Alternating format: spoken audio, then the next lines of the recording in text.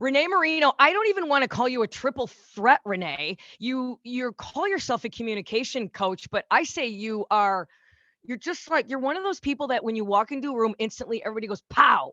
You're like Oh, that. No, oh, and when you walked in, I met Renee at a seminar and I was like, I have to walk over there and talk to that person because and then like a bunch of people try to talk to us because it's me and Renee. yeah.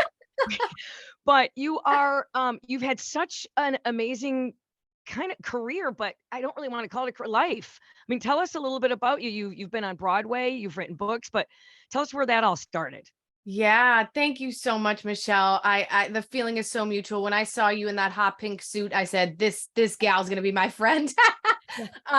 Yeah, so I grew up in a tight-knit Italian American family in New Jersey, and you could always find us sitting around the table eating, of course, uh, talking, sometimes arguing, but nonetheless communicating. And it has been the driving force of my life, communication. So my biggest dream as a little girl was to perform on Broadway, and I worked my butt off. If anybody knows the entertainment field, the world of the performing arts, it's no joke. It's a lot of rejection. You have to have really thick skin. So after working and working and working, I graduated Wagner College in Staten Island, New York, where I majored in musical theater. And then my professional career started. I toured for many years with Broadway shows. And then 2010 made my Broadway debut in West Side Story. Woo! And that was, crazy, surreal moment for me. Worst Mhm. wait, what jump in it worst thing that somebody said to you in an audition or worst like you Oh, walked out. I mean, this oh, is the thing you said thick skin. I don't know how you do it. oh my goodness. I can't even tell you. Like, oh, you look too Italian, you're too short, you're too different. I mean, it goes on, and it's so tough because it's personal, right? They're not talking about my computer or my presentation that I created. They're talking about me, like my height, who I am. So it really takes a lot of inner strength. And that's where, I go back to my parents. I'm so grateful that I was instilled, I had great morals instilled in me. And my father always said, he said, let me tell you something. People are always going to try to change you and knock you down, but you always stay true to who you are. And that was my dad. He was like Rocky Balboa, my father. Yeah. It must be Um, tough for you two ugly broads out there, huh? Yes. Hard in our world. Right. Yeah. Hard in our Yeah. world. I'm feeling really, really put off by this because, I've never had anyone say you're too handsome. You're just too handsome for this gig. Well, but then you went, I mean, when you do the Broadway thing, you tour, because those touring, that's no joke. We have a really great in Grand Rapids. We've got Broadway, Grand Rapids, the Broadway shows come through here. We had to reinforce our stage. We were able to theater so we could get the good shows. And it's no joke. Those touring groups, it's a grind. And then when you are like, when did you find time to start your company? What's I happening with know. you? I know, it's so funny. Like when I really think back, I'm like, wow, how did this all happen? So I'm touring, I'm doing Broadway. Did about, I've done a total of 5 Broadway shows. And in 2013, I was performing in Jersey Boys on Broadway, and I was playing Frankie Valli's wife, Mary Delgado, dream role, from where I come from, New Jersey.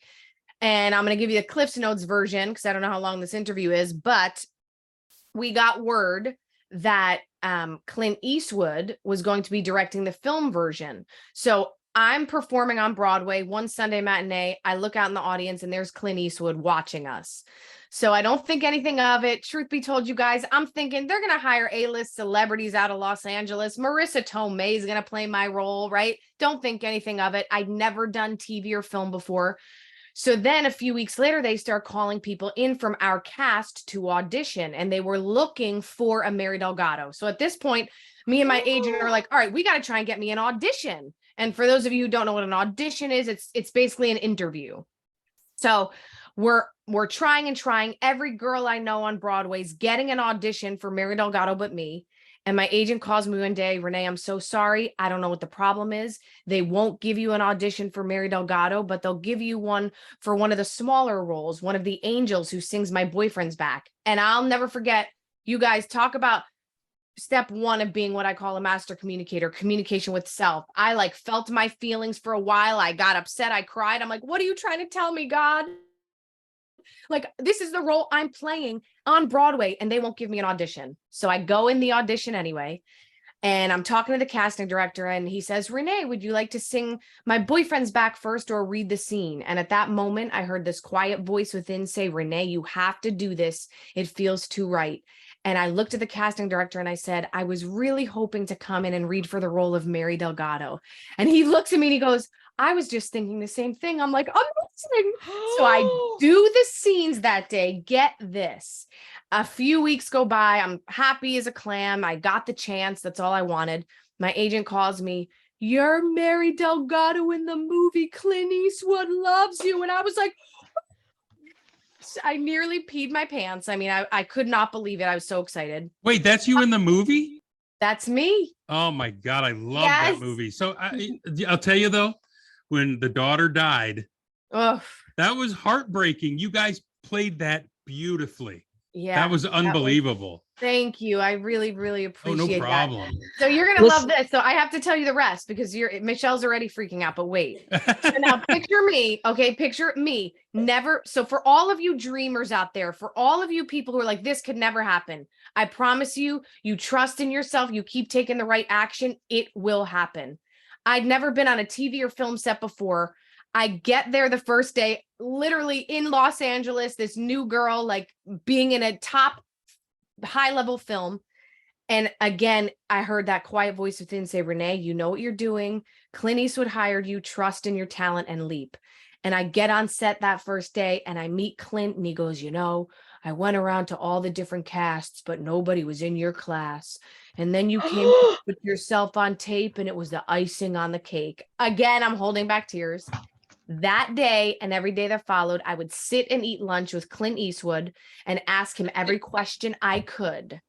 And a month into the film, I'm eating once again because eating's my favorite thing to do. And it's the producer of the film, Clint, and myself. They begin talking about how Clint knew he wanted me for the role when he saw me on Broadway. And I said, do you guys want to hear a funny story?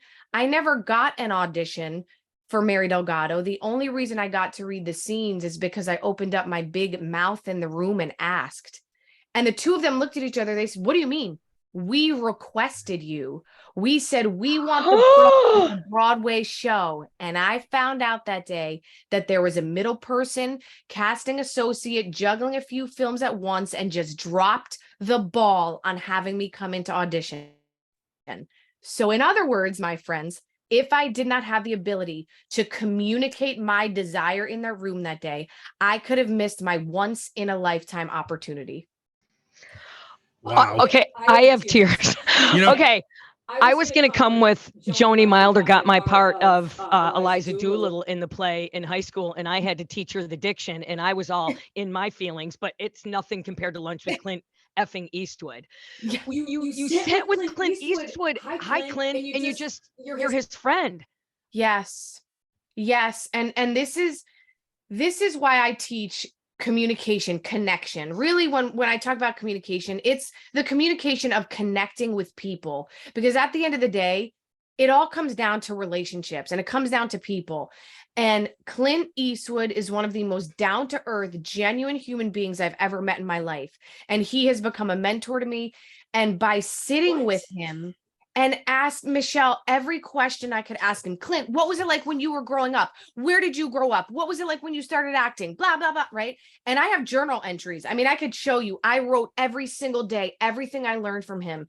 And he taught me some of the greatest life lessons that I now share with my loved ones, with my clients to help shift them. So this is the power of being what I call a complete listener, right? Someone who listens to hear and not just to respond. And that's what I would do. We would eat lunch and I'd just sit there like a sponge, like, Clint, tell me more, tell me more. And it's just one of the greatest gifts we can give to others and to ourselves, listening in that way. Did he growl at you every day when he talks?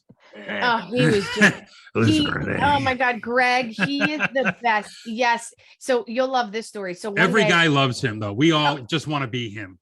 Yeah, of course. Yeah.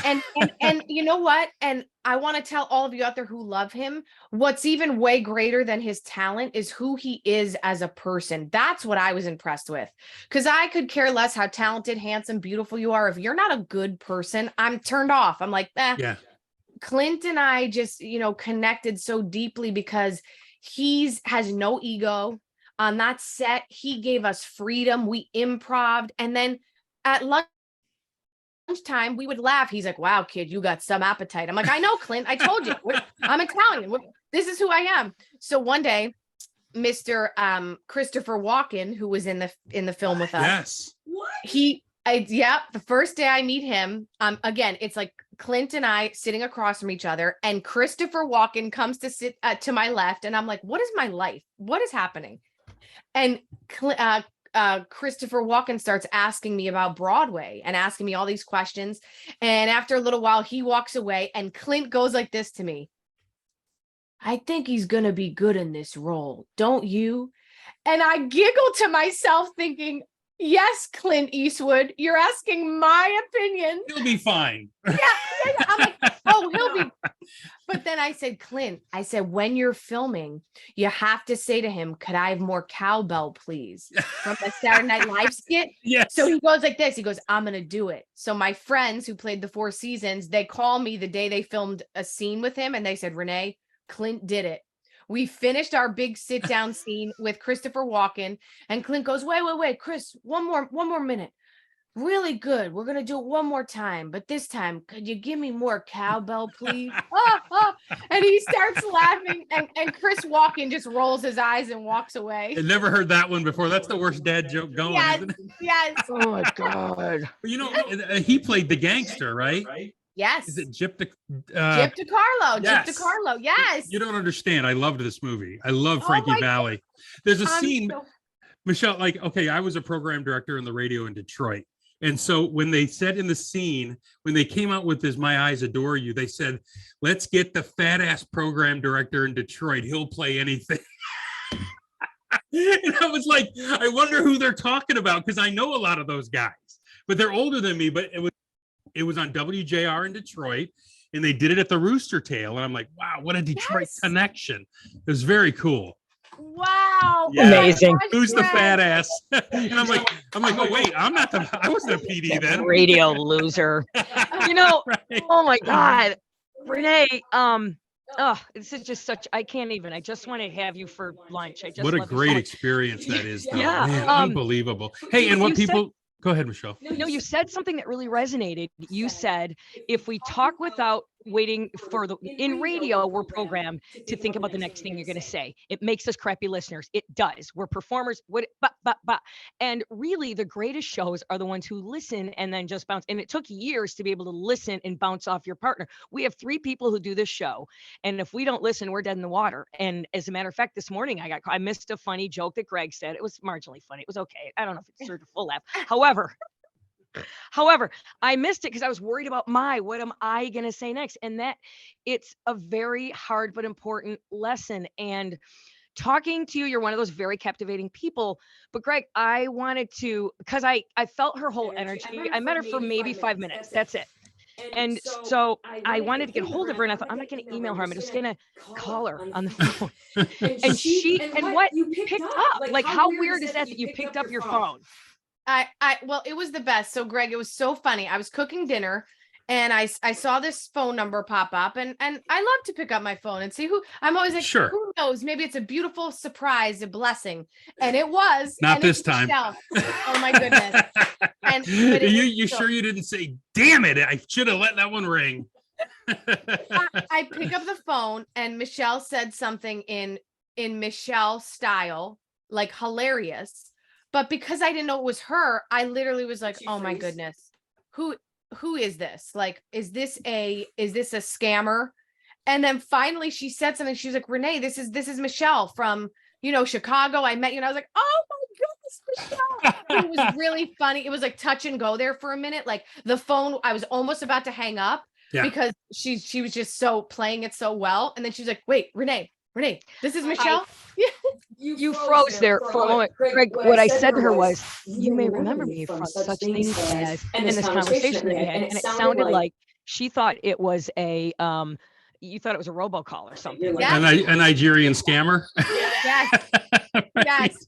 Oh, poor Renee. Don't answer when you see 616 anymore. It was great. It was great. So what exactly do you teach, and how can people, do you only take the high end folks, or do people just call you? Because you're friends with Michelle, so you could probably do low rent too.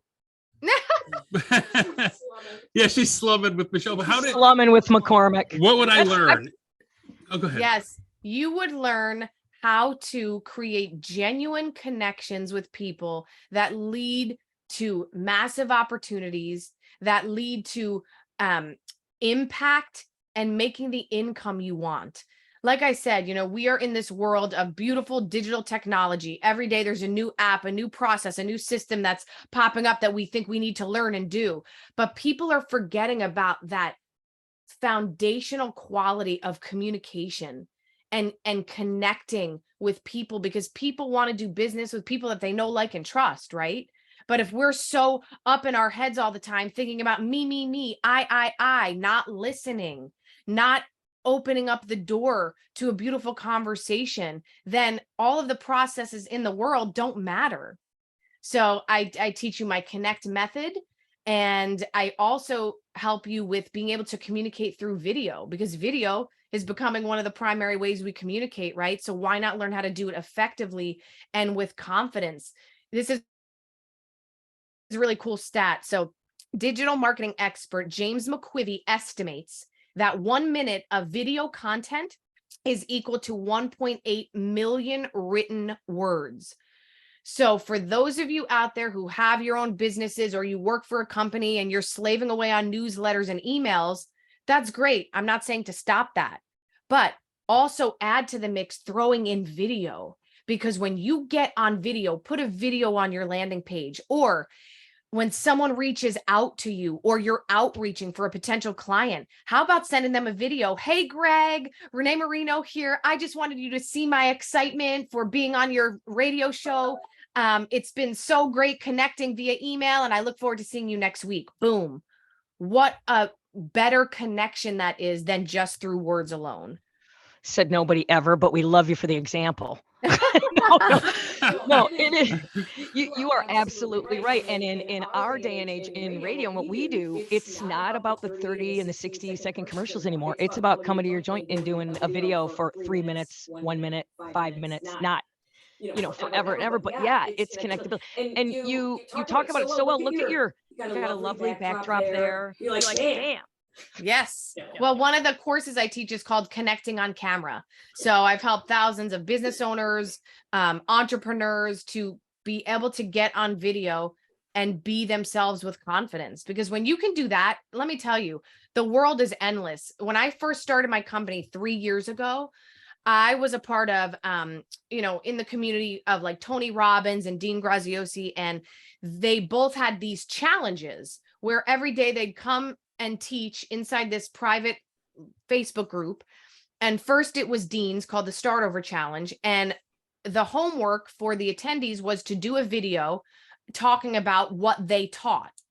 So the first day I shared my video, there's about 100,000 people in the group, and I get a flood of messages from people being like, oh my gosh, how did you do that? Can you teach me how to do that? And I was like, what the heck are they talking about?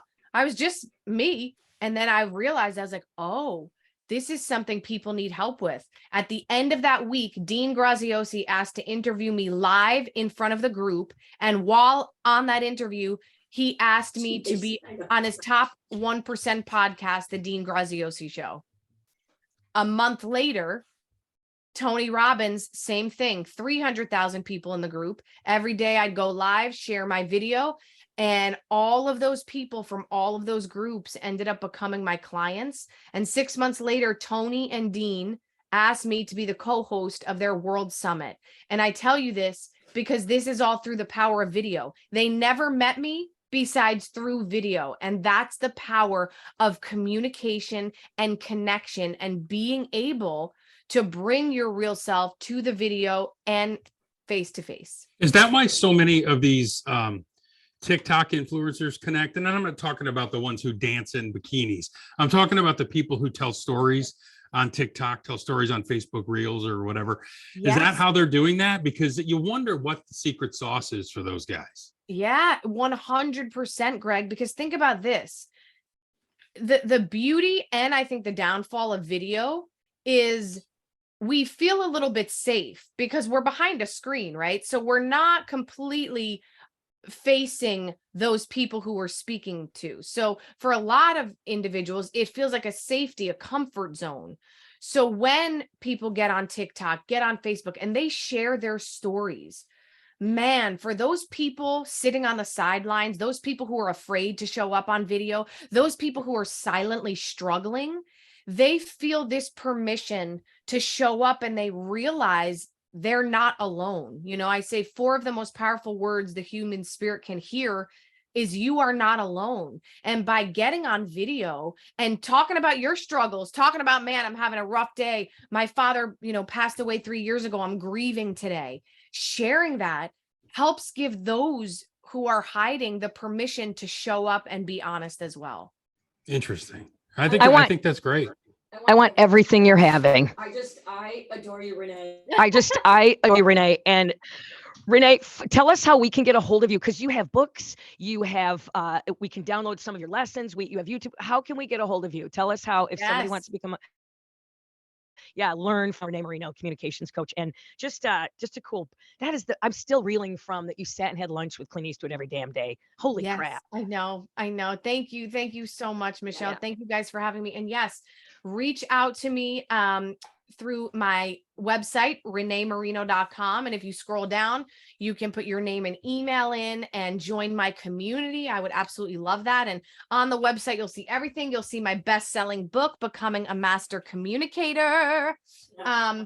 And one other thing, I don't like to send people too many places, but I do have a course coming up called the Becoming a Master Communicator 8-week group coaching live program. So if that's something you're interested in, when you reach out to me, send me an email through my website and I will send you all the info for that. Okay. Michelle's talking about how cool it is that you met Clint Eastwood.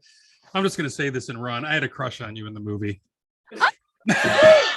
Okay. I told you to be on your best behavior. I'm just telling you the truth. I loved that movie and I thought she was so cute. Oh my God, Greg, you just made my whole week. So thank you. And I'm glad you told me. Michelle, don't hold him back. Shut up, Michelle. Hold him back. I do hold him back. You're right, Renee. Let him be him. My God. I love you. I want to do more with you. I want to talk to you again. I have so many ideas that I want to share with you. I just love you to death. And thank you so much for joining us today. And the entire sales staff here is going to see this. I'm so excited to show them the video. Repeat the video stat one more time. That was so powerful. So it's through digital marketing expert James McQuivey. He estimates 1.1 minute of video content is equal to 1.8 million written words. What? I haven't written 1.8 million words in my life. You'd be surprised though, right? But right. Think about how many of us are writing emails every day and newsletters, and we're not utilizing video. Man, we are leaving so much opportunity and connection on the table. Renee, this is good news because I'm out of crayons for writing. Yeah. I'm just going to start using video. That's it. Do it. She's Renee Marino, reneemarino.com. Renee, thank you for being with us today. Thank you for having me. Have a great day. Michelle and Greg with Travis. Bye, Renee. Bye.